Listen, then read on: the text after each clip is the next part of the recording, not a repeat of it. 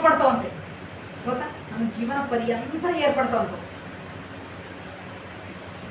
ಈ ದೇವರ ಸಭೆ ಅಂದ್ರೆ ಏನು?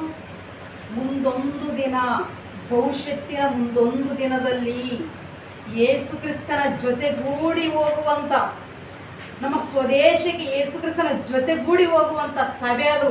ಸಾಮಾನ್ಯ ದೃಷ್ಟಿಯಿಂದ ಸಾಮಾನ್ಯವಾಗಿ ಅರ್ಥ ಮಾಡಿಕೊಳ್ಳೋದಕ್ಕೆ ಅವಕಾಶ ಇಲ್ಲ ಇದರಲ್ಲಿ. ನಮ್ಮ ಪರಲೋಕ ಹೋಗ್ಬೇಕು, ಯೇಸು ಕ್ರಿಸ್ತನ ಬಂದರೆ ತನ್ನ ಜೊತೆಯಲ್ಲಿ ನನ್ನನ್ನು ಕೂಡ ಜ್ಞಾಪಕ ಮಾಡ್ಕೊಂಡು ಕರ್ಕೊಂಡು ಹೋಗಬೇಕು ಅಂತೇಳಿ ಆಸೆ ಇದ್ದರೆ ಸಭೆಯ ಕುರಿತು ತಿಳ್ಕೊಳ್ಳಲೇಬೇಕು. ಯಾವ ಸಭೆ ಆತನ ಹಿಂದೆ ಹೋಗ್ತದೆ ಆ ಸಭೆ ದೇವರ ನಿಜವಾದ ಸಭೆ. ಯಾಕೆಂದರೆ ಪ್ರಿಯರಾದವರೇ ನೋಡ್ರಿ, ಭೂಲೋಕದಲ್ಲಿ ಎಲ್ಲವಷ್ಟು ಕಲ್ತಿ ಮಿಕ್ಸ್, ಹೌದೇನ? ಒರಿಜಿನಲ್ ಹಿಂದೆಯೇ ಏನು ನಡೀತದ? ಡೂಪ್ಲಿಕೇಟ್. ಒರಿಜಿನಲ್ಗೆ ನಡೆಯುವಿಕೆ ಐತೋ ಇಲ್ಲ ಅಂತ ಅನಿಸ್ತದೆ, ಡೂಪ್ಲಿಕೇಟ್ ಅಷ್ಟು ನಡೀತದೆ, ಹೌದಲ್ಲ? ಪ್ರತಿ ಒಂದು ವಸ್ತುಗಳ ವಿಷಯದಲ್ಲಿ, ವಿದ್ಯೆಯ ವಿಷಯದಲ್ಲಿ ಅಲ್ವಾ, ಆಹಾರ ಧಾನ್ಯ ಪದಾರ್ಥಗಳ ವಿಷಯದಲ್ಲಿ ಇವುಗಳಲ್ಲಿ ಮಿಕ್ಸ್ ಅದ, ಹೌದಲ್ಲ? ಕಲಬೆರಕೆ ಇವುಗಳಲ್ಲಿ ಆದ. ಇನ್ನು ಹೇಳ್ಬೇಕಂದ್ರೆ ಪರಲೋಕವನ್ನು ಸೇರುವಂಥ ಮಾರ್ಗಗಳ ವಿಷಯದಲ್ಲಿ ಕೂಡ ಕಲಬೆರಕೆ ಕಾಣ್ತೀವಿ ಈ ಲೋಕದಲ್ಲಿ. ಇದೆಲ್ಲ ಏನು? ಕೇವಲ ಮನುಷ್ಯನೇ ಮಾಡಬಲ್ಲನ ಇದನ್ನ? ಈ ಕಲಬೆರಕೆಯನ್ನು ಪರಲೋಕಕ್ಕೆ ಸೇರುವ ವಿಷಯದಲ್ಲಿ ಕೂಡ ಮನುಷ್ಯನೇ ಕಲಬೆರಕೆಯನ್ನು ಮಾಡುವನ? ಮನುಷ್ಯ ಮಾತ್ರದಿಂದ ಸಾಧ್ಯವಾ? ಇಲ್ಲ ಪ್ರಿಯರಾದವರೇ, ಇದು ಮೊದಲೇ ಯಾರ ಸಿಂಹಾಸನ, ಯಾರು ಇರುವಂತ ಸ್ಥಳ ಆಗಿದೆ ಇದು ಮೊದಲೇ? ನಮ್ಮ ವಿರೋಧಿ ಗರ್ಜಿಸ್ತಿರೋದು ಇಲ್ಲೇ, ಹೌದಲ್ಲ? ಇಲ್ಲೇ ಪರಲೋಕದಲ್ಲಿ ಗರ್ಜಿಸ್ತಾನ, ಇಲ್ಲೇ ಗರ್ಜಿಸ್ತಿದ್ದಾನ ಅವನು. ಯಾಕೆ? ಇಲ್ಲಿರುವಂಥ ಸಭೆಯ ಪರಲೋಕಕ್ಕೆ ಹೋಗ್ತದೆ ಭವಿಷ್ಯತ್ತು ಅನ್ನೋದು ಗೊತ್ತು ಅವನಿಗೆ, ಹೌದಲ್ಲ? ಅದಕ್ಕೆ ಇಲ್ಲೇ ಇದ್ದಾನೆ ಅವನು, ಇಲ್ಲೇ ತಿರುಗುತ್ತಾ ಇದ್ದಾನೆ. ಇದ್ದದ್ದು ಮಾತ್ರವೇ ಅಲ್ಲ, ತಿರುಗುವುದು ಮಾತ್ರವೇ ಅಲ್ಲ, ಗರ್ಜನೆ ಕೂಡ ಅಂತ. ಮತ್ತೆ ನೋಡಿಲ್ಲ, ಸಿಂಹ ಗರ್ಜಿಸ್ತದ ಅಂದ್ರೆ ಅದಕ್ಕೆ ಹೊಟ್ಟೆ ಇದೆ, ಹಸಿವಿದೆ ಅಂತೇಳಿ ಒಂದು ಅರ್ಥ ಅದ. ಅವನಿಗೇನು ಲಾಭ ಬರ್ತದೆ ಹೇಳಿ? ಅವನು ಗರ್ಜಿಸುವುದರಿಂದ, ಮನುಷ್ಯರನ್ನು ತನ್ನ ವಶ ಮಾಡಿಕೊಳ್ಳೋದ್ರಿಂದ, ಮನುಷ್ಯರನ್ನು ನುಂಗುವುದರಿಂದ ಅವನಿಗೇನು ಪರಲೋಕ ಕೊಡ್ತಾನ ದೇವರು? ಹೇಳಿ, ಏನಿಲ್ಲ, ಪರಲೋಕ ಏನಿಲ್ಲ ಅವನಿಗೆ. ನೋಡಿದ್ರ? ಅಂದ್ರೆ ಈ ಭೂಲೋಕದಲ್ಲಿ ಈ ಬೈಬಲ್ ಗ್ರಂಥವನ್ನು ಹಿಡಿದುಕೊಂಡು ದೇವರನ್ನು ಆರಾಧನೆ ಮಾಡುವಂಥ ವಿಷಯದಲ್ಲಿ, ವಾಕ್ಯವನ್ನು ತಿಳಿದುಕೊಳ್ಳುವಂಥ ವಿಷಯದಲ್ಲಿ, ಭವಿಷ್ಯತ್ತಿನಲ್ಲಿ ನಾವು ಪರಲೋಕಕ್ಕೆ ಸೇರಬೇಕೆನ್ನುವಂಥ ನಿರೀಕ್ಷೆಯ ವಿಷಯದಲ್ಲಿ ನಮಗೆ ಈ ವಾಕ್ಯದಿಂದಲೇ ಗಮನವನ್ನು, ಜ್ಞಾನವನ್ನು ತಿಳ್ಕೊಂಡಿರ್ಬೇಕು ಪ್ರಿಯರಾದವರೇ. ವಾಕ್ಯವೇ ಪ್ರತಿಯೊಂದಕ್ಕೆ ಮಾರ್ಗಸೂಚಿ, ಹೌದಲ್ಲ? ಮಾರ್ಗದರ್ಶಕ ವಾಕ್ಯವೇ ಬೈಬಲ್ ಗ್ರಂಥವೇ. ಹಾಗಿರುವಲ್ಲಿ ದೇವರು ಇರುವಂಥ, ದೇವರು ಸಂಚರಿಸುವಂಥ ಭವಿಷ್ಯತ್ತಿನಲ್ಲಿ ಯೇಸು ಕ್ರಿಸ್ತನಿಗೆ ಈ ಸಭೆಯನ್ನು, ಈ ಮಕ್ಕಳನ್ನು ಕರೆದುಕೊಂಡು ಬಾ ಅಂತೇಳಿ ಎಳಿಸಲ್ಪಡುವಂಥ ಸಭೆ ಭೂಮಿ ಮೇಲೆ ಇದೆ. ಅದು ತಂದೆಯಾದ ದೇವರು ಸ್ಥಾಪಿಸೇನದನ್ನು. ಹಾಗಿರುವಲ್ಲಿ ಆ ಸಭೆಯಲ್ಲಿ ಇದ್ದೀಯಾ, ಇಲ್ಲವೇ ಆ ಸಭೆಯಿಂದ ಹೊರಗೆ ಇದ್ದೀಯಾ ನೀನು ಅಂತೇಳಿ ನೋಡಿಕೊಳ್ಬೇಕಾದದ್ದು ನಾವು ಮರಣ ಹೊಂದಕ್ಕಿಂತ ಮುಂಚೆಯೇ. ಆದರೆ ಈ ಭೂಲೋಕ ಯಾತ್ರೆಯಲ್ಲಿ ಅದನ್ನು ಗಮನಿಸಿಕೊಳ್ಬೇಕು ಪ್ರಿಯರಾದವರೇ. ನಾವು ಎಲ್ಲಿದ್ದೀನಿ? ನಾನು ಮರಣ ಹೊಂದಿದ್ರೆ ಪರಲೋಕಕ್ಕೆ ಸೇರುವಂಥ, ದೇವರು ನನ್ನನ್ನು ಸ್ವೀಕರಿಸುವಂಥ ಸನ್ನಿಧಿಯಲ್ಲಿದ್ದೀನಾ? ಇಲ್ಲವೇ ದೇವರು ಏನಂತ ಭವಿಷ್ಯತ್ತಿನಲ್ಲಿ, ಅಕ್ರಮಗಾರರೇ ನಿಮ್ಮನ್ನು ನಾನು ಅರಿಯನು. ನೋಡಿದ್ರ? ಕರ್ಕೊಂಡು ಹೋಗೋಕೆ ಬರುವ ಯೇಸು ಕ್ರಿಸ್ತನೇ, ಪರಲೋಕಕ್ಕೆ ಹಾದಿಯಾಗಿರುವ ಯೇಸು ಕ್ರಿಸ್ತನೇ ಏನಂತ? ಅಕ್ರಮಕಾರರೇ. ನೋಡಿದ್ರ? ನಿಮ್ಮನ್ನು ನಾನು ಅರಿಯೇನು, ನೀವಂದ್ರೆ ಯಾರು ಗೊತ್ತಿಲ್ಲ. ನೋಡಿದ್ರ? ಹಿಂಗಂತಾನಂತೆ. ಅಂದ್ರೆ ಇಂಥ ಪರಿಸ್ಥಿತಿ ಕೂಡ ಇದೆಯಾ ಭೂಮಿ ಮೇಲೆ? ಯೇಸು ಕ್ರಿಸ್ತನಿಂದ ಪರಲೋಕಕ್ಕೆ ಕರ್ಕೊಂಡು ಹೋಗಲು ಇರುವಂಥ ಯೇಸು ಕ್ರಿಸ್ತನಿಂದ ತಿರಸ್ಕಾರಕ್ಕೆ ಒಳಗಾಗುವಂಥ ಪರಿಸ್ಥಿತಿ ಕೂಡ ಭೂಮಿ ಮೇಲೆಯೇ ಇವೆ. ನೋಡಿದ್ರ ಪ್ರಿಯರಾದವರೇ, ಈ ಸಭೆಯ ವಿಷಯದಲ್ಲಿ ಪ್ರಿಯರಾದವರೇ, ಈ ಭೂಲೋಕದಲ್ಲಿ ಸಭೆಯನ್ನು ದೇವರು ಸ್ಥಾಪಿಸನಲ್ಲ, ಭೂಲೋಕದಲ್ಲಿ ತನ್ನ ಸಭೆಯನ್ನು ಕೊಟ್ಟನಲ್ಲ, ಭವಿಷ್ಯತ್ತಿನಲ್ಲಿ ಪರಲೋಕಕ್ಕೆ ಸೇರುವಂಥ ತನ್ನ ಮಕ್ಕಳು ಇದ್ದಾರಲ್ಲ, ಈ ಸಭೆಯ ವಿಷಯದಲ್ಲಿ ಆಲೋಚನೆ ಅನ್ನುವಂಥದ್ದು, ಸಂಕಲ್ಪ ಅನ್ನುವಂಥದ್ದು ಪ್ರಿಯರಾದವರೇ ಈಗಿನ ಕ್ರಿಸ್ತ ಶಕದ್ದು ಅಲ್ಲದು. ನೋಡಿದ್ರ? ಕ್ರಿಸ್ತ ಶಕದ್ದು ಅಲ್ಲ ಪ್ರಿಯರಾದವರೇ, ಅದು ಆ ಒಂದು ಆಲೋಚನೆ ಯಾವ ಯುಗದ್ದು ಗೊತ್ತದು? ಕ್ರಿಸ್ತ ಪೂರ್ವದ ದೇವರ ಸಂಕಲ್ಪ ಅದು. ಭೂಮಿ ಮೇಲೆ ಒಂದು ಸಭೆಯನ್ನು ಏರ್ಪಾಟು ಮಾಡಬೇಕು. ಆ ಸಭೆ ದೇವರ ರಾಜ್ಯವಾಗಿ ನಡಿಬೇಕು. ಆ ರಾಜ್ಯ ತಿರುಗಿ ಈ ಲೋಕವನ್ನು ನಾಶ ಮಾಡುವಾಗ ಅದು ಪುನಃ ಮತ್ತೆ ಪರಲೋಕಕ್ಕೆ ಸೇರಬೇಕು. ನೋಡಿದ್ರ ಆ ಸಭೆ ಹೆಂಗಿರ್ಬೇಕು ಆ ಸಭೆಯಲ್ಲಿ ಕ್ರಿಯೆಗಳು ಹೆಂಗಿರ್ಬೇಕು ನೋಡಿದ್ರ, ಆ ಸಭೆಗಿರುವಂತ ಗುರುತುಗಳು ನೋಡಿದ್ರ ಪ್ರಿಯರಾದರೆ, ಇದೆಲ್ಲವನ್ನು ದೇವರು ಬೈಬಲ್ ಪ್ರಕಾರ ಬರೆಸಿಟ್ಟನು. ಇದೆಲ್ಲವನ್ನು ಬರೆಸಿಟ್ಟನಲ್ಲ, ಬರೆಸಿಟ್ಟು ಏನಂತಾನ ದೇವ್ರು ಗೊತ್ತಾ, ಎಲ್ಲವನ್ನು ಬರೆಸಿಟ್ಟನ. ಅದಕ್ಕೆ ತಾನು ಹೇಳದ ವಿಷಯ ಏನಾದ್ರೂ ಇದೆ ಅಂದ್ರೆ ನನ್ನ ಮುಂದೆ ಹರಡಿಸ್ರಿ, ನೀವು ನನ್ನ ಮುಂದೆ ಆಸರ್ ನೀವು ಅದನ್ನು ಹೇಳ್ರಿ. ನಾನು ಹೇಳಲಾರದ, ನಾನು ತಿಳಿಯಪಡಿಸಲಾರದ ವಿಷಯ ಏನಾದರೂ ಇದೆಯೇನೋ ನಿಮ್ಮಲ್ಲಿ ನನ್ನ ಮುಂದೆ ರುಜುಪಡಿಸ್ರಿ ನೀವು ಅಂತೇಳಿ ದೇವರು ಸವಾಲು ಮಾಡಿ ಮಾತಾಡಿದ್ದು ಕೂಡ ಉಂಟು ಪೂರ್ವಕಾಲದಲ್ಲಿ, ಕ್ರಿಸ್ತ ಪೂರ್ವ ಯುಗದಲ್ಲಿ ಪ್ರಿಯರಾದವರೇ. ಒಂದ್ಸರಿ ಎಫೆಸ ಪತ್ರಿಕೆ ನೋಡಿ, ತಾನು ತನ್ನ ಮಾತುಗಳ ವಿಷಯದಲ್ಲಿ ತಾನು ತಿಳಿಯಪಡಿಸಿರುವಂಥ ವಿಷಯಗಳಲ್ಲಿ ಪ್ರಿಯರಾದವರೇ ನಮಗೆ ಏನು ಹೇಳ್ತಿದ್ದಾನೆ ನೋಡ್ರಿ. ಒಂದ್ಸರಿ ಎಫೆಸದವರಿಗೆ ಬರೆದ ಪತ್ರಿಕೆ 3ನೇ ಅಧ್ಯಾಯ 4ನೇ ವಚನ. ಅದನ್ನು ಕುರಿತು ನಾನು ಹಿಂದೆ ಸಂಕ್ಷೇಪವಾಗಿ ಬರೆದಿದ್ದೇನೆ. ಬರೆದದ್ದನ್ನು ನೀವು ಓದಿ ನೋಡಿದರೆ ಕ್ರಿಸ್ತನ ವಿಷಯವಾದ ಮರ್ಮವನ್ನು ಕುರಿತು ನನಗಿರುವ ಗ್ರಹಿಕೆಯನ್ನು ನೀವು ತಿಳಿದುಕೊಳ್ಳಬಹುದು. ನೋಡಿದ್ರ, ಇಲ್ಲಿ ಏನ್ ಹೇಳ್ತಾ ಇದ್ದಾನೆ? ತನ್ನ ರಾಜ್ಯದ ವಿಷಯದಲ್ಲಿ ಕೂಡ ಮೊದಲೇ ತಿಳಿಯಪಡಿಸ್ಯಾನಲ್ವಾ, ಇಂದಿನ ಭವಿಷ್ಯತ್ತು ಪೂರ್ವದಲ್ಲಿ ತಿಳಿಯಪಡಿಸ್ಯಾನ. ಏನಂತೇಳಿ, ತನ್ನ ರಾಜ್ಯವನ್ನು ಸ್ಥಾಪಿಸ್ತೀನಿ, ಆ ರಾಜ್ಯದ ಗುರುತುಗಳು ಹಿಂಗಿರ್ತವೆ, ಆ ರಾಜ್ಯ ಈ ಮಟ್ಟಕ್ಕೆ ಇರ್ತದೆ, ಆ ರಾಜ್ಯದ ಪರಿಸ್ಥಿತಿಗಳು, ಆ ರಾಜ್ಯಕ್ಕೆ ಸ್ಥಿರತೆ, ಇದೆಲ್ಲವನ್ನು ಮೊದಲೇ ತಿಳಿಯಪಡಿಸ್ಯಾನಲ್ಲ. ಅಂದರೆ ದೇವರು ಎಲ್ಲ ಜ್ಞಾನವನ್ನು ಬರೆಸಿ ನಮ್ಮ ಕೈಯಲ್ಲಿ ಕೊಟ್ಟನಲ್ಲ ಪ್ರಿಯರಾದವರೇ. ಈ ಜ್ಞಾನದ ವಿಷಯದಲ್ಲಿ ನಮಗೆ ಹೇಳ್ತಾ ಇದ್ದೇನೆ, ಮಾರ್ಗವನ್ನು ತೋರಿಸ್ತಾ ಇದ್ದೇನೆ. ಆ ಜ್ಞಾನವನ್ನು, ಆ ವಿಷಯಗಳನ್ನು ನೀವು ತಿಳ್ಕೊಳ್ಳಬೇಕಾದ್ರೆ ಆಗ ಒಂದು ಬರೆಯಲ್ಪಟ್ಟಿರುವ ಆ ಗ್ರಂಥದಲ್ಲಿ ನೀವೇನು ಮಾಡಬೇಕು? ಆ ಗ್ರಂಥದ ವಿಷಯದಲ್ಲಿ ಬರೆದದ್ದನ್ನು ಅಲ್ವಾ, ಬರೆಸಿನಲ್ಲ ಭಕ್ತರುಗಳ ಮುಖಾಂತರ ಬರೆದದ್ದನ್ನು ಓದಿ ನೋಡಿದ್ರ, ಬರೆದದ್ದನ್ನು ಓದಿ ನೋಡಿದರೆ ನೋಡೋದಂದ್ರೆ ಏನು? ಬಾಯಿ ತುಟಿಗಳಿಂದ ಓದೋದು, ಕಣ್ಣಿನಿಂದ ನೋಡೋದು ಅಂದ್ಕೊಂಡ್ರ ಅಲ್ಲ ಪ್ರಿಯರದವರು. ಓದಿ ನೋಡೋದಂದ್ರೆ ಏನು? ಓದಿದ್ದನ್ನು ತಿಳಿದುಕೋ, ಅದನ್ನು ಅರ್ಥ ಮಾಡಿಕೋ, ಪರಿಶೋಧಿಸು, ಕಷ್ಟಪಟ್ಟು ತಿಳ್ಕೊಳ್ಳೋದಕ್ಕಾಗಿ. ನೋಡಿದ್ರ, ಬರೆದದ್ದನ್ನು ಓದಿ ನೋಡಿದರೆ ಕ್ರಿಸ್ತನ ರಾಜ್ಯದ ವಿಷಯದಲ್ಲಿ ಮರ್ಮ, ಅಂದ್ರೆ ನಿನಗೆ ಮರ್ಮದು ನೀವು ತಿಳ್ಕೊಳ್ಳೋಕ್ಕಿಂತ ಮುಂಚೆ ನಿನಗೆ ಮರ್ಮ ತಾನೇ ಅದು. ಏನು ಮರ್ಮ ಅಂದರೆ ಗೊತ್ತಿಲ್ಲ, ರಹಸ್ಯ, ಗೊತ್ತಿರದೇ ಇದ್ದದ್ದು, ಕಣ್ಮರೆ ಆಗಿರೋದು, ಎಲ್ಲಿವರೆಗೂ ತಿಳಿದುಕೊಳ್ಳದೇ ಇರುವ ತನಕ ಅದು ಮರ್ಮ ನಿನಗೆ. ನೀನು ಅದನ್ನು ಓದಿ ತಿಳಿದುಕೊಂಡಾಗ ಅದು ನಿನಗೆ ಮರ್ಮ ಅಲ್ಲ. ಹೌದಲ್ಲ? ಗೊತ್ತಾದಂತೆ ತಿಳ್ಕೊಂಡಲ್ಲ, ಇನ್ನೇನು ಅಲ್ಲ. ನೋಡಿದ್ರ, ತನ್ನ ಗ್ರಂಥದಲ್ಲಿರುವಂಥ ವಾಕ್ಯಗಳನ್ನು ಅದನ್ನು ತಿಳ್ಕೊಳ್ಳುವಂಥ ಒಂದು ಮಾರ್ಗ ಹೇಳಿ ಅಲ್ಲಿ ಏನಂತ ಓದಿರಲ್ಲ. ಓದಿದ ಮೇಲೆ ಅದನ್ನು ಅರ್ಥ ಮಾಡಿಕೊಳ್ಬೇಕು. ನೀವು ಓದಿದ್ದನ್ನು ಅರ್ಥ ಮಾಡಿಕೊಳ್ರಿ, ಕಂಡುಕೊಳ್ರಿ, ತಿಳಿದುಕೊಳ್ರಿ ಅದನ್ನ. ಆಗ ನಿಮಗೆ ಮರ್ಮ ನಿಮಗೆ ಗೊತ್ತಿರೋದ ಏನು ಸಬ್ಜೆಕ್ಟ್ ಆದಲ್ಲ, ನಿಮಗೆ ಗೊತ್ತಿರೋದ ಏನು ವಿವರಣೆ ಆದಲ್ಲ, ನಿಮಗೊಂದು ಪ್ರಶ್ನೆ ಹುಟ್ಟದಲ್ಲ, ವಿಮರ್ಶೆ, ಅದಕ್ಕೆ ಉತ್ತರ ಓದಿ ನೋಡಿದಾಗ ಸಿಗ್ತದೆ. ನೋಡಿದ್ರ, ಇವತ್ತು ಓದೋದೇ ಇಲ್ಲ ಅಂದ್ಮೇಲೆ ನೋಡೋದೇ ಹೋಗಿ ನಾವು ಓದೋದೇ ಇಲ್ಲ, ಪ್ರಶ್ನೆ ಮಾತ್ರ ಹುಟ್ಟತಾವ ಅಲ್ಲ. ಪ್ರಶ್ನೆ ಹುಟ್ಟೋದು ಒಳ್ಳೇದು ಪ್ರಿಯರಾದವ್ರೆ, ಪ್ರಶ್ನೆ ಹುಟ್ಟೋದು ಒಳ್ಳೇದೇ. ಆದರೆ ಆ ಪ್ರಶ್ನೆ ಹುಟ್ಟೇದಂದ್ರೆ ಉತ್ತರ ದೊರಕಿಸಿಕೊಳ್ಳುವ, ಈ ಗ್ರಂಥದ ವಿಷಯದಲ್ಲಿ ಉತ್ತರ ದೊರಕಿಸಿಕೊಳ್ಳುವ ತನಕ ಸುಮ್ಮನಾಗಬಾರ್ದು, ಬಿಡಬಾರ್ದು. ಯಾಕೆ? ಪರಲೋಕ ಬೇಕಲ್ಲ. ಭೂಮಿ ಮೇಲೆ ಇರುವ ಪರ್ಯಂತರ ದೇವರನ್ನು ಜೊತೆ ಕಟ್ಟಿಕೊಂಡು ಜೀವಿಸಬೇಕು ಅಂದ್ರೆ, ಮರಣ ಹೊಂದಿದ್ರೆ ಪರಲೋಕ ಬೇಕು ಅಂದ್ರೆ, ಒಬ್ಬ ಯೇಸು ಕ್ರಿಸ್ತನ ಶಿಷ್ಯನಾಗಿ ಜೀವಿಸಬೇಕು ಭೂಮಿ ಮೇಲೆ ಅಂದ್ರೆ ಪ್ರಶ್ನೆ ಹುಟ್ಟೋದು ತಪ್ಪಲ್ಲ, ಹುಟ್ಟಬೇಕು ಪ್ರಶ್ನೆ. ಆದರೆ ಆ ಪ್ರಶ್ನೆಗೆ ಉತ್ತರ ಕಂಡುಕೊಳ್ಳುವ ತನಕ ಸಮಾಧಾನವಾಗಬಾರ್ದು. ನೋಡಿದ್ರ, ಲೋಕದ ವಿಷಯದಲ್ಲಿ ನೋಡ್ರಿ, ಯಾರ್ದಂದು ಇವಾಗ ನೋಡ್ರಿ, ಈ ಶಾಪಿಂಗ್, ಆನ್ಲೈನ್ ಶಾಪಿಂಗ್, ಈ ಬಟ್ಟೆ ನೋಡಿದೆ, ಆ ವಸ್ತುಗಳನ್ನು ನೋಡಿದೆ, ತರಿಸಿಕೊಳ್ಳೋತನ ಬಿಡೋದಿಲ್ಲ. ಎಷ್ಟರ ಮಟ್ಟಿಗೆ ಹುಚ್ಚು ಈ ಒಂದು ಆನ್ಲೈನ್ ಶಾಪ್ ಬಂದಾಗಿಂದ ಅಂದ್ರೆ ಅಲ್ಲ, ಮನುಷ್ಯರಲ್ಲ, ಎಲ್ಲರೂ ಹುಚ್ಚರೆ. ಹೌದಲ್ಲ? ನೋಡಿದ್ರ ಪ್ರಿಯರಾದವರೇ, ಖಂಡಿತ ಇಷ್ಟ ಆಯ್ತು ಅಂದ್ರೆ ಅಷ್ಟು ತಡಬಡಿಸ್ತಿರ್ತೀವಿ ನಾವು. ಇನ್ನು ಸಾಲ ಮಾಡಿ ತರಿಸ್ಕೊಳ್ಳೋರು ಕೂಡ ಇದ್ದಾರೆ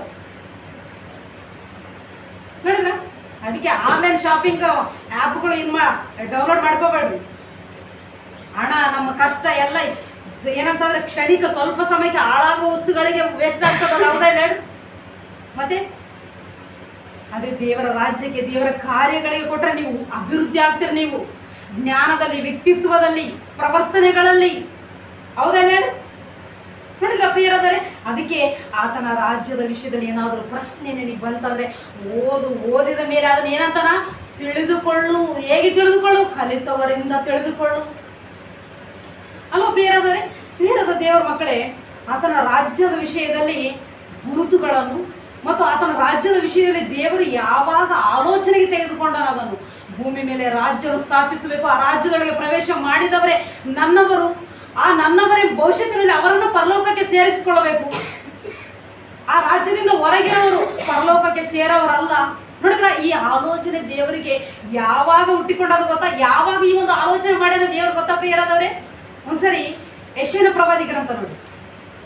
ಯೆಶಾಯನ ಗ್ರಂಥ 2ನೇ ಅಧ್ಯಾಯ 2ನೇ ವಚನ.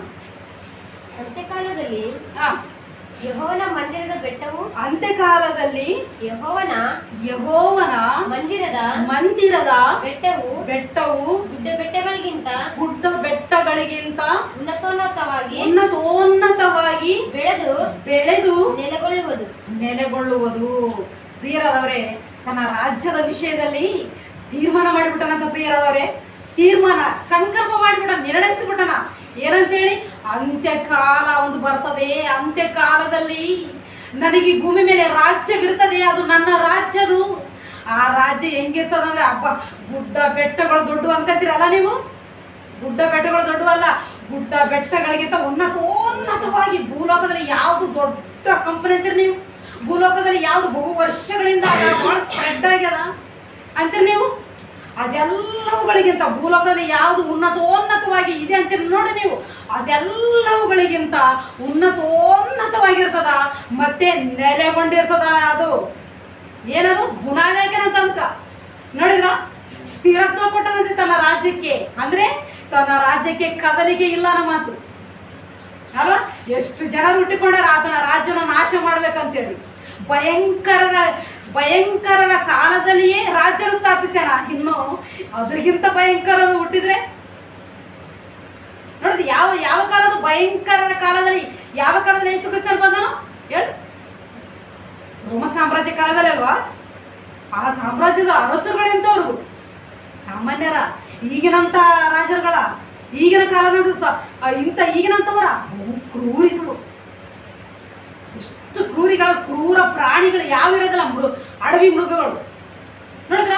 ಅವುಗಳೇನೋ ಆಹಾರಕ್ಕಾಗಿಯೇನೋ ಮಾಂಸವನ್ನು ಬೇಟೆ ಆಡ್ತವೆ, ಮನುಷ್ಯರನ್ನು ಪ್ರಾಣಿಗಳನ್ನು ಬೇಟೆ ಆಡ್ತಾವೆ ಅಂದ್ರೆ ಓಕೆ, ಹಸಿವೆಗಾಗಿ ಮಾತ್ರವೇ ಅವುಗಳಿಗೆ ಆಹಾರ ಬೇಕಷ್ಟೇ ಅಡವಿ ಮೃಗಗಳಿಗೆ. ಈ ಜನಾರಣ್ಯ ಮೃಗಗಳು ನೋಡಿದ್ರ?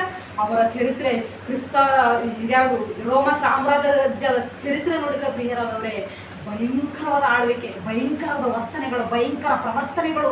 ಆ ರಾಜರುಗಳು ಭಯಂಕರರು. ಅವರ ಆಳ್ವಿಕೆ ಸರಿಯಾಗಿಲ್ಲ, ಕ್ರೂರತ್ವವೇ ತುಂಬಿದ್ದು. ಅಂತ ಕ್ರೂರಿಗಳ ರಾಜ್ಯದ ಇಳಿಸಿನ ರಾಜನನ್ನು ನೋಡಿದ್ರ? ಆ ಕ್ರೂರಿಗಳ ರಾಜ್ಯದಲ್ಲಿಯೇ, ಅವರ ಆಳ್ವಿಕೆಯಲ್ಲಿಯೇ ತನ್ನ ರಾಜ್ಯನ ಸ್ಥಾಪಿಸಿನ ದೇವರು. ನೋಡಿದ್ರ? ಅವರಿಂದ ಏನಾಯ್ತು ಮಾಡೋದು? ಯೇಸು ಕ್ರಿಸ್ತನ ಸಾಯಿಸಿರು, ಸತ್ತರೆ ಆ ಯೇಸು ಕ್ರಿಸ್ತನ ಸಾಯಿಸಿರು, ಯೇಸು ಕ್ರಿಸ್ತನ ಸತ್ತರೆ ರಾಜ್ಯ ಏನಾಗ್ತದ? ಯೇಸು ಕ್ರಿಸ್ತನ ಗುರುತುಗಳು ಏನಾಗ್ತವ? ಯೇಸು ಕ್ರಿಸ್ತನ ಉಪದೇಶಗಳು ಏನಾಗ್ತವ? ಸಮಾಧಿ ಆಗ್ತವ? ಅವ್ರಿಗೇನು ಗೊತ್ತು ಅಲ್ಲ? ಅವ್ರು ಅಂದುಕೊಂಡಾರ ಯೇಸು ಕ್ರಿಸ್ತನನ್ನು ಸಾಯಿಸಿದ್ರೆ, 2 ವರ್ಷದಲ್ಲಿರುವ ಕೂಸಿರುವ ಸಾಯಿಸಿದ್ರೆ, ಇಲ್ಲವೇ ಆತನನ್ನು ಹಿಂಸೆ ಪಡಿಸಿದ್ರೆ, ಇಲ್ಲವೇ ಆತನ ಯೌವನದಲ್ಲಿ ಆತನ ಶಿಲುಬೆಗೇರಿಸಿ ಸಾಯಿಸಿದ್ರೆ, ಆತನ ಉಪದೇಶಗಳು, ಆತನ ಸಾಮ್ರಾಜ್ಯ ಮಣ್ಣು ಪಾಲಾಗ್ತದೆ ಅಂದುಕೊಂಡರು ಅವರು. ಅದು ಮಣ್ಣಿನ ಮೆದುಳಿನ ಆಲೋಚನೆ. ಅದು ಹೌದಲ್ಲ? ಮಣ್ಣಿನ ಮೆದುಳಿನ ಆಲೋಚನೆ. ಅದು ದೇವರ ಮೊದಲೇ ಆಲೋಚನೆ ಮಾಡ್ಯಾನ. ಏನಂತ ತೀರ್ಮಾನ ಮಾಡ್ಯಾನ, ಸ್ಥಾಪಿಸಿಬಿಟ್ಟಾನ, ಬುನಾದಿ ಹಾಕಿನ ಆತನ ರಾಜ್ಯಕ್ಕೆ. ಏನಂತೇಳಿ? ನೆಲೆಗೊಂಡಿರ್ಬೇಕು, ಅದನ್ನ ಸ್ಥಿರತ್ವ ಕೊಟ್ಟನ. ಆಗಲೇ ಯಾವನ ಕದರಿಸೋದಿಲ್ಲ. ಅದಕ್ಕೆ ಏನಂದನ? ಈ ಬಂಡೆಯ ಮೇಲೆ ಯಾವನಾದ್ರೂ ಬಿದ್ದರೆ ಪುಡಿ ಎದ್ದೋತ ನಾವು. ಈ ಬಂಡೆಯ ಮೇಲೆ ಯಾವನಾದ್ರೂ ಬಿದ್ದರೆ, ಇಲ್ಲವೇ ಈ ಬಂಡೆ ಯಾವನ ಮೇಲೆ ಬಿದ್ದರೆ ಪುಡಿ ಆಗದ ಅವನೇ, ಜೋಲಿಗೆ ಬಂದವನೇ. ಪುಡೆತ್ತಿಲ್ಲ ಯೇಸು ಕ್ರಿಸ್ತನ ರಾಜ್ಯಕ್ಕೆ ಅದಕ್ಕೆ ವಿರೋಧವಾಗಿ ಅದರ ಜೋಲಿಗೆ ಬಂದವರು ಪುಡೆದ್ದಾರ ಏನು ಉಳ್ಕೊಂಡಾರ ವಂಶದಲ್ಲಿ? ಹೇಳು, ರಾಜರಿಕತನ ಉಳಿದದ ವಂಶದಲ್ಲಿ ಉಳಿದಾರ? ಹೇಳು, ಅವರ ವಂಶದಲ್ಲಿ ಒಬ್ಬರು ಉಳಿದಾರ ತೋರಿಸ್ಕೊಡು. ನೋಡಿದ್ರ ಯಾಕೆ ಇಲ್ಲಿ ಪವರ್ ಶಕ್ತಿಯಿಂದ ನೆಲೆಗೊಳಿಸಿನ ಅಂತನು ಹೇಳಕತ್ತಾನೆ. ಏನಂತ ಉನ್ನತವಾಗಿರ್ತದ ಅದು. ಎಲ್ಲಕ್ಕಿಂತ ಭೂಮಿ ಮೇಲೆ ಯಾವ್ದು ಉನ್ನತ ಅನ್ಕೊಂತಿರಲ್ಲ. ವಿದ್ಯಾವ್ಯವಸ್ಥೆ, ಅದು ಯೂನಿವರ್ಸಿಟಿ ಟಾಪ್ ಅಂತಿರಲ್ಲ, ಅದು ಕಂಪನಿ ಟಾಪ್ ಅಂತಿರಲ್ಲ, ಬಹು ವರ್ಷಗಳಿಂದ ನೆಲೆಗೊಂಡದ ಅಂತಿರಲ್ಲ. ಭೂಮಿ ಮೇಲೆ ಯಾವುದು ಉನ್ನತ ಅಂತೇಳಿ ಅಂತಿರಲ್ಲ ಮಾನವ ಸೃಷ್ಟಿಗಳು. ಅದೆಲ್ಲವುಗಳಿಗಿಂತ ಉನ್ನತೋನ್ನತವಾಗಿ ಸದಾ ಕಾಲ ಇರುವುದು ಯಾವುದು ಗೊತ್ತಾ? ನನ್ನ ರಾಜ್ಯ. ನಾನು ಸ್ಥಾಪಿಸ್ತೀನಿ ಒಂದು ರಾಜ್ಯ, ಅದು ಇರ್ತದ. ಅದಕ್ಕೆ ಸ್ಥಿರತ್ವ ಇರ್ತದ, ಅದಕ್ಕೆ ನೆಲೆ ಇದಕ್ಕೆ ಇರ್ತದ. ಅದಕ್ಕೆ ಭೂಮಿಯಲ್ಲಿ ಯಾವುದಕ್ಕೆ ನೆಲೆ ಅದ ಹೇಳು? ರೋಮ ಸಾಮ್ರಾಜ್ಯಕ್ಕೆ ನೆಲೆ ಇತ್ತಾ? ಇದೆಯಾ ನೆಲೆ? ಇನ್ನೊರಿಗೆ ಯಾವ್ದ ರೋಮ ಸಾಮ್ರಾಜ್ಯ ಹೇಳು? ಪ್ರಪಂಚವನ್ನು ಆಳ್ಯವ 4 ಸಾಮ್ರಾಜ್ಯಗಳು. ಪ್ರಪಂಚ ಒಂದು ದೇಶವನ್ನಲ್ಲ. ಇಲ್ಲದ ನೆಲೆ ಎಲ್ಲಿಯದವುಗಳಿಗೆ ನೋಡಿದ್ರೆ ಏನದು? ಎಷ್ಟೊತ್ತಿದ್ರೆ ಲೋಕದ ಕ್ರಿಯೆ, ಲೋಕದ ಆಳ್ವಿಕೆ, ಲೋಕದ ಮನಸ್ಸು, ಲೋಕದ ಕ್ರಿಯೆಗಳು, ಒಟ್ಟಿನಲ್ಲಿ ಮಣ್ಣಿನ ಮೆದುಳಿನಿಂದ ನಡೆಸಿದ ಜೀವನ ಅದು. ಹೌದಲ್ಲ ಪ್ರಿಯರಾದವರೇ? ನೋಡಿದ್ರ ಹೇಳಕತ್ತಾನೆ ಏನಂತ? ನನ್ನ ರಾಜ್ಯವು ಹೆಂಗಿರ್ತದ? ಅಂತ್ಯಕಾಲದಲ್ಲಿ ಬೆಟ್ಟ ಗುಡ್ಡಗಳಿಗಿಂತ ಉನ್ನತೋನ್ನತವಾಗಿರುವುದು, ಉನ್ನತೋನ್ನತವಾಗಿ ಬೆಳೆದು ನೆಲೆಗೊಳ್ಳುವುದು. ನೋಡಿದ್ರ ಈ ಸಂಕಲ್ಪ ಮಾಡಲ್ಲ, ಈ ಸಂಕಲ್ಪವನ್ನು ತಂದೆ ಮಾಡಿದ ಸಂಕಲ್ಪವನ್ನು ಮಗನು ನೆರವೇರಿಸುವುದಕ್ಕೆ ಹೆಜ್ಜಾಗ್ತಿದ್ದಾನೆ. ಅದು ಯಾರಿಗೆ ಗೊತ್ತು? ಭೂಮಿಯಲ್ಲಿ ಒಂದು ಸಂಕಲ್ಪ ಮಾಡೋಣ ತಂದೆ, ಆ ಸಂಕಲ್ಪವನ್ನು ಮಗನಿಗೆ ವಿವರಿಸ್ಯಾನ. ಆ ಮಗನ ಜ್ಞಾಪಕದಲ್ಲಿ ಇಟ್ಟುಕೊಂಡು ಅದಕ್ಕಾಗಿ ಹೆಜ್ಜೆ ಕಿತ್ತಾಗತ್ತನ ಧೈರ್ಯದಿಂದ ಏನು ಬಂದರೂ ಕೂಡ ಯಾರಿಗೆ ಗೊತ್ತು ಭೂಮಿಯಲ್ಲಿ ಈ ವಿಷಯ? ಯೇಸು ಕ್ರಿಸ್ತನಿಗೆ ಗೊತ್ತು. ಜ್ಞಾಪಕದಲ್ಲಿ ಇಟ್ಟುಕೊಂಡು ಎಲ್ಲವನ್ನು ಸಹಿಸುತ್ತಾ ಆತನ ರಾಜ್ಯಕ್ಕಾಗಿ ತಂದೆಯ ಸಂಕಲ್ಪವನ್ನು ನೆರವೇರಿಸೋಕ್ಕಾಗಿ ಹೆಜ್ಜೆ ಕಿತ್ತುತ್ತಾ ಇದ್ದಾನೋ ಆತನಿಗೆ ಗೊತ್ತು. ನೋಡೋರಿಗೆ ಏನು ಗೊತ್ತು? ಏನಂದುಕೊಂಡಾರೆ ಎಲ್ಲರೂ? ಯೇಸು ಕ್ರಿಸ್ತನನ್ನು ಕಡಿಮೆ ಎಂದು ಭಾವಿಸ್ಯಾರ ಅಲ್ಲ? ಕಡಿಮೆ ಎಂದು ಇಲ್ಲ ಪ್ರಿಯರಾದವರೇ. ಒಂದ್ಸರಿ ಪ್ರಕಟಣೆ ಕಂಡು ನೋಡಿ, ತಂದೆಯ ಸಂಕಲ್ಪವನ್ನು ಮಗನು ಹೇಗೆ ಜ್ಞಾಪಕದಲ್ಲಿ ಇಟ್ಟುಕೊಂಡು ಅದನ್ನು ಜಾರಿಗೆ ತಂದು ನೋಡ್ರಿ, ನೆರವೇರಿಸ ನೋಡ್ರಿ ಅದನ್ನು. ಪ್ರಕಟಣೆ ಗ್ರಂಥ 1ನೇ ಅಧ್ಯಾಯ 16ನೇ ವಚನ. 6ನೇ ವಚನ ಪ್ರಿಯರಾದವರೇ, 6ನೇ ವಚನ. ತನ್ನ ತಂದೆಯಾದ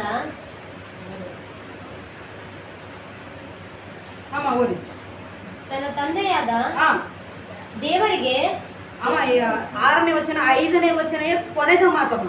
5ನೇ ವಚನದ ಕೊನೆಯ ಮಾತಿಗೆ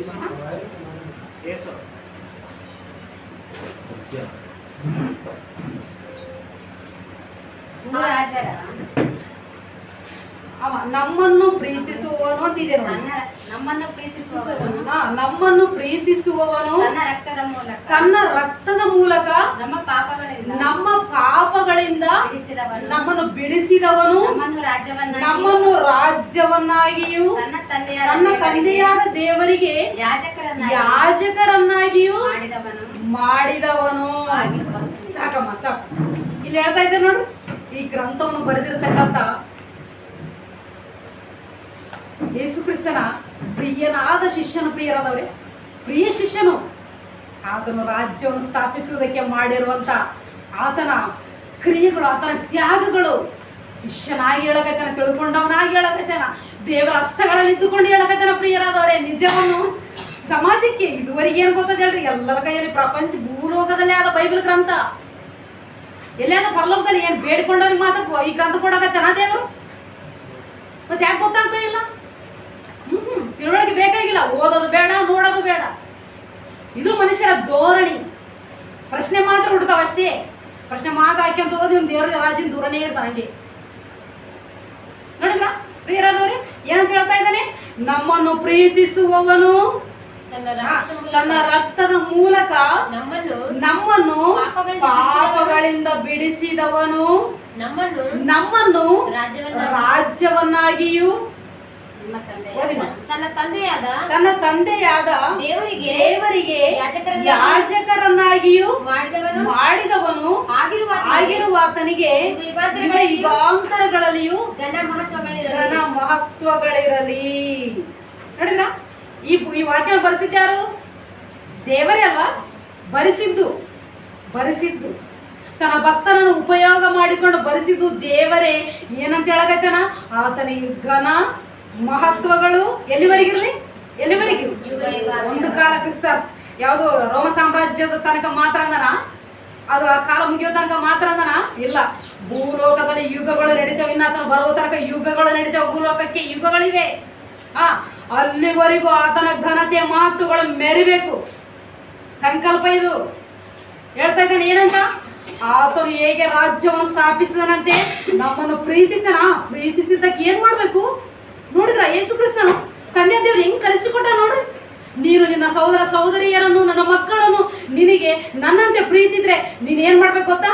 ಆ ಪ್ರೀತಿಸಿದ ಮೇಲೆ ಏನ್ ಮಾಡ್ಯಾನ ಹೋದ್ರೆ ಕೆಳಗಿನ ಮಾತು, ನಮ್ಮನ್ನು ಪ್ರೀತಿಸುವವನು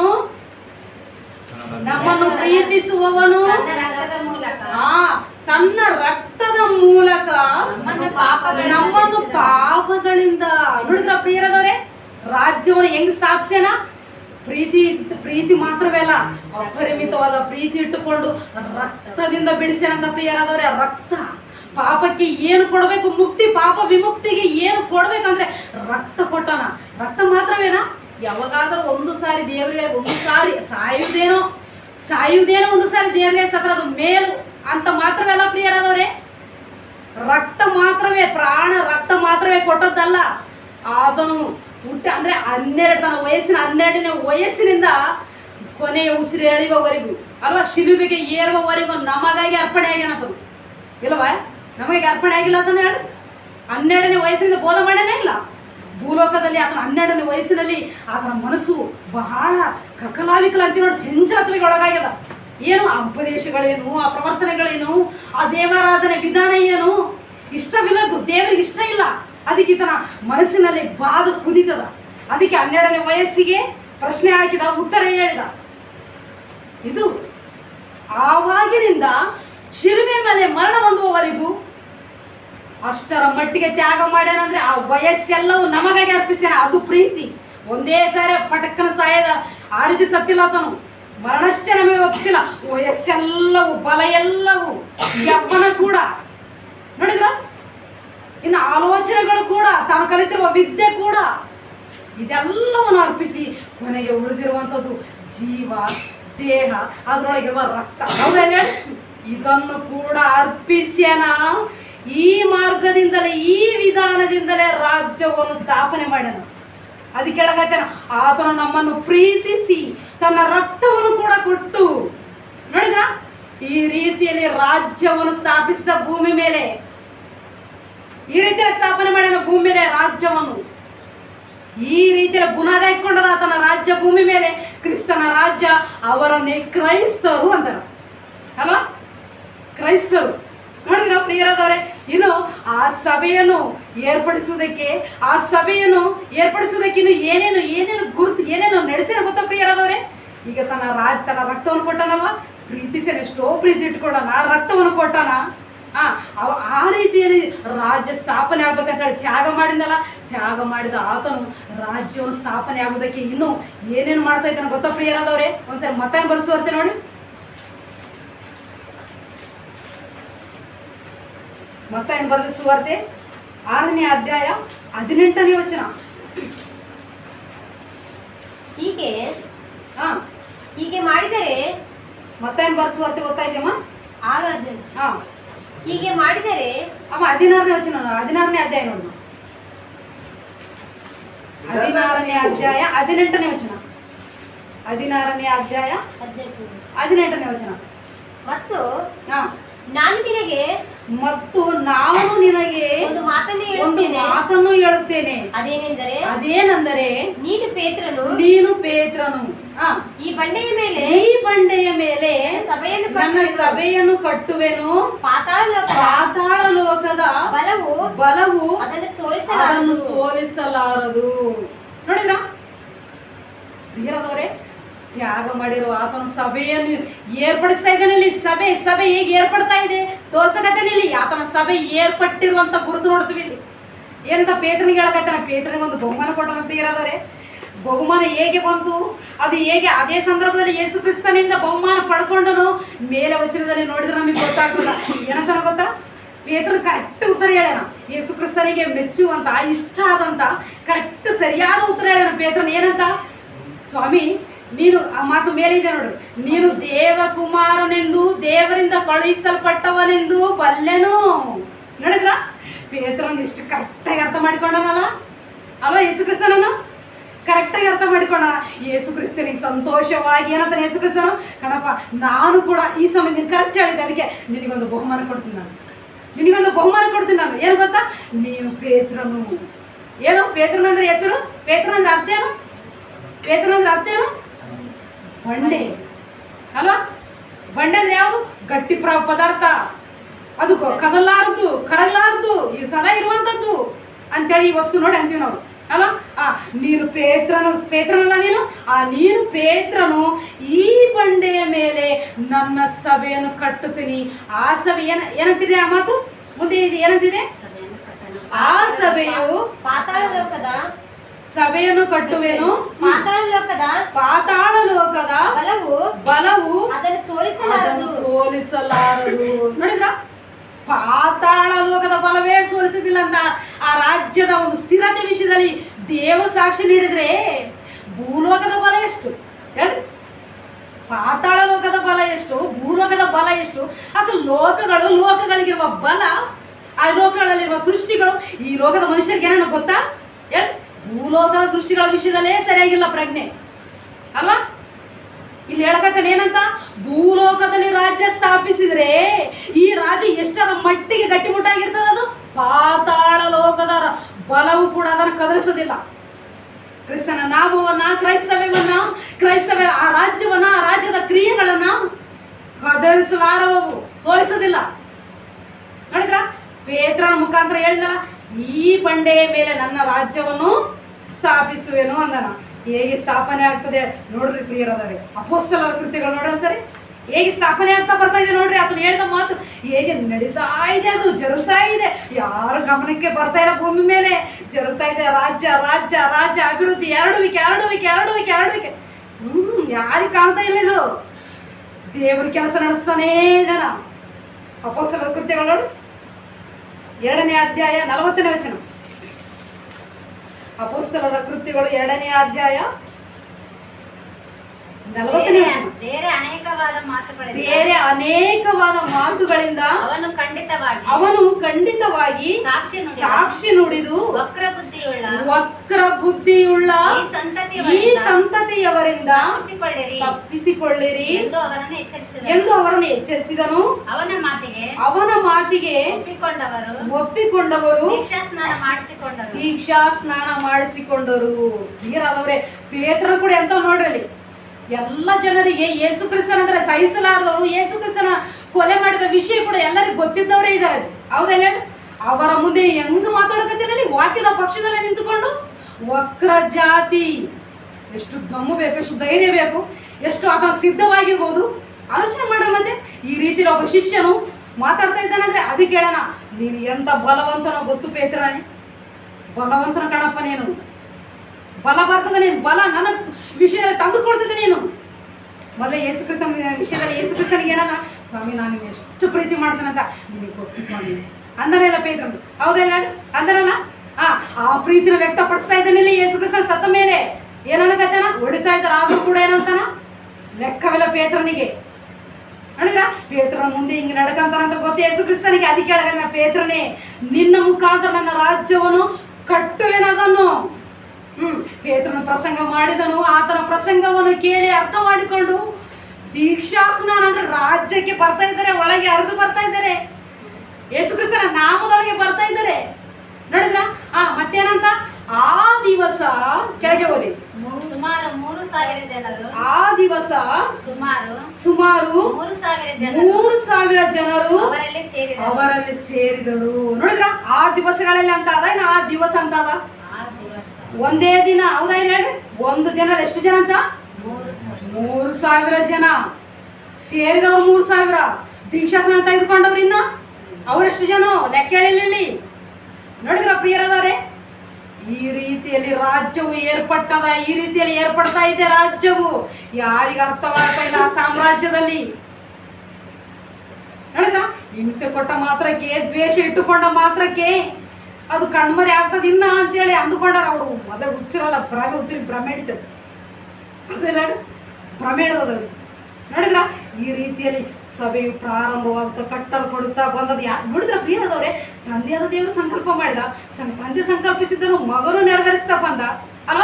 ಮಗನು ನೆರವೇರಿಸಿದ್ದನು, ಶಿಷ್ಯರು ಹಿಡಿದುಕೊಂಡ್ರು ಅದನ್ನು. ಶಿಷ್ಯರು ಹಿಡಿದುಕೊಂಡು ಹೇಗೆ ಅದನ್ನು ತರ್ತಾ ಇದ್ದಾರೆ ಮುಂದಕ್ಕೆ ನೋಡ್ರಿ. ಸಭೆ ಹೇಗೆ ಏರ್ಪಟ್ಟಿದೆ, ಇದು ದೇವರ ನಿಜವಾದ ಸಭೆ, ಭವಿಷ್ಯತ್ತಿನಲ್ಲಿ ಪರಲೋಕಕ್ಕೆ ಸೇರುವ ಸಭೆ ವಿಷಯದಲ್ಲಿ ಇದು.